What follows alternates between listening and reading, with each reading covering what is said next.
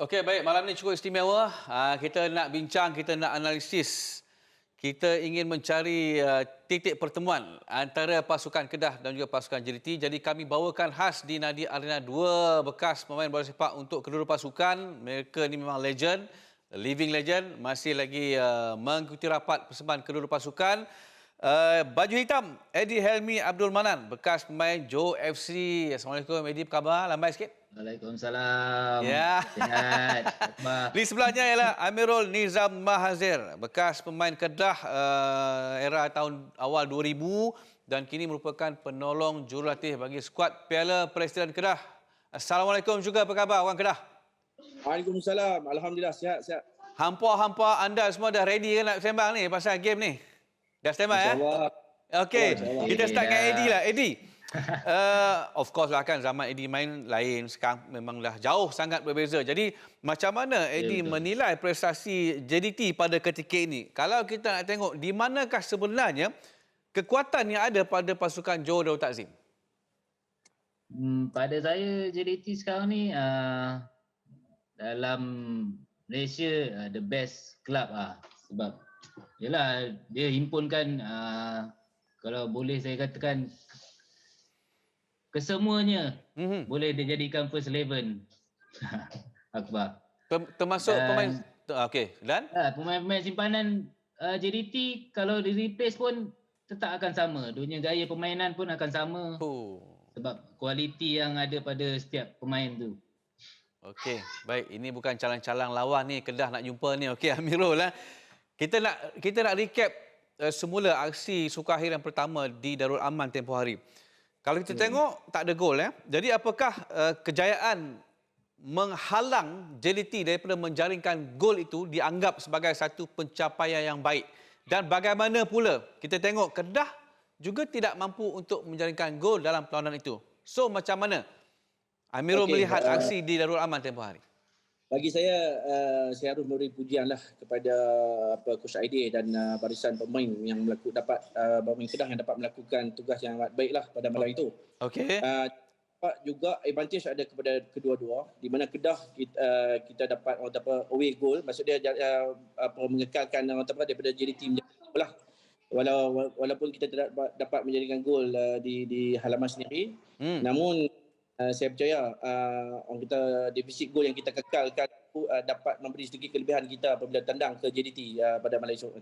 Tu dia, fan Kedah, bekas punya Kedah dah bersuara dah.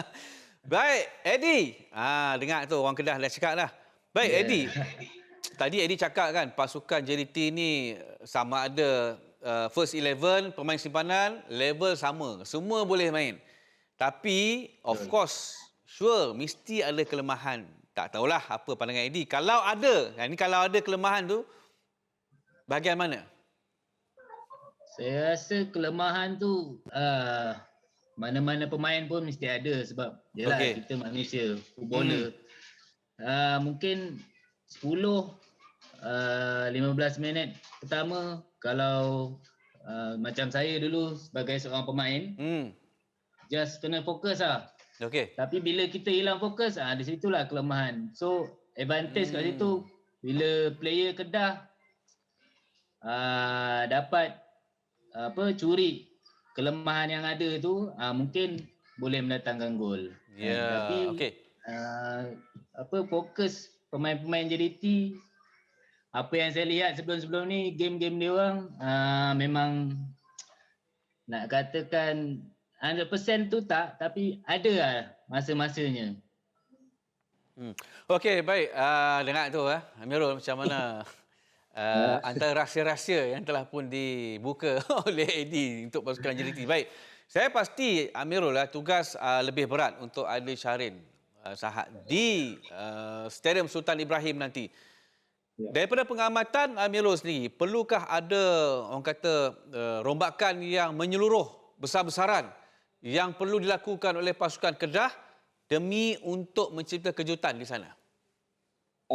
Saya rasa persembahan pada malam itu amat baik dan saya rasa tak ada perubahan yang besar. Cuma mungkin saya mengharapkan sedikit tuah untuk Kedah memperoleh tenaga sumbangan Teacher Kipre lah untuk membantu untuk persoalan pada malam itu. So saya amat-amat berharap dengan kehadiran beliau dapat lagi menambah semangat barisan serangan, insya-Allah. Boleh Kedah dapat gol awal di Stadium Sultan Ibrahim? Tak mungkin. Itu insya-Allah boleh. Boleh, tapi mungkin di paruh masa yang kedua. Okey, baik. Saya nak hangatkan lagi suasana Eddie. Benarkah bahawa sampai ke saat ini tidak ada pasukan termasuk Kedah yang boleh menewaskan pasukan Johor Darul Takzim dalam persaingan Piala Malaysia? Eddie setuju?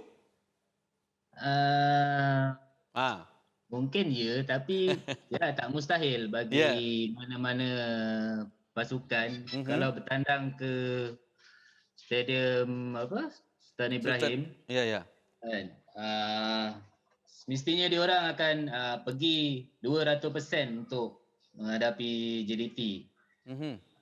Tapi pada saya kalau bermain untuk di Johor mungkin susah sikit kot.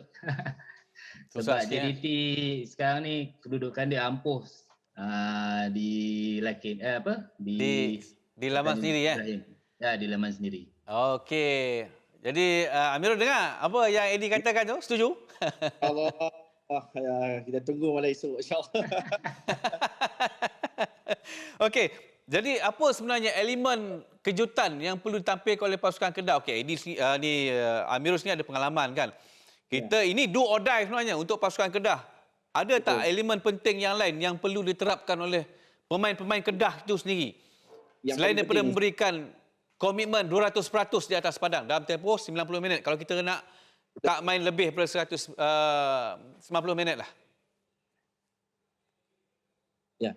Saya pasti elemen yang paling penting adalah lebih kepada pemain dapat mengikut taktikal disiplin yang diterapkan oleh jurulatih Coach Aidil lah. Bukan kita nak nafikan. Bermain dengan pasukan JDT, pasukan yang baik ni kita tidak boleh main secara terbuka.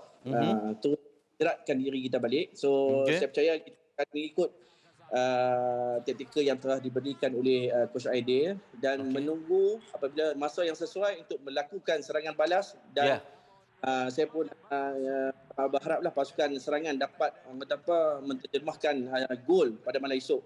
InsyaAllah. InsyaAllah counter attack kan. Okey, baik. Eddie? Ya, Akbar. Okey.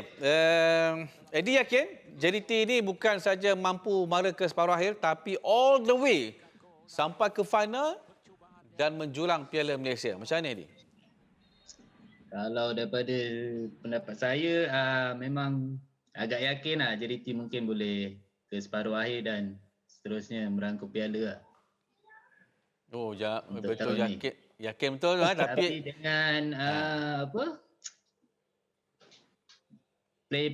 pemain-pemain nak kena lebih bekerja keras untuk menghadapi Kedah pada malam esok.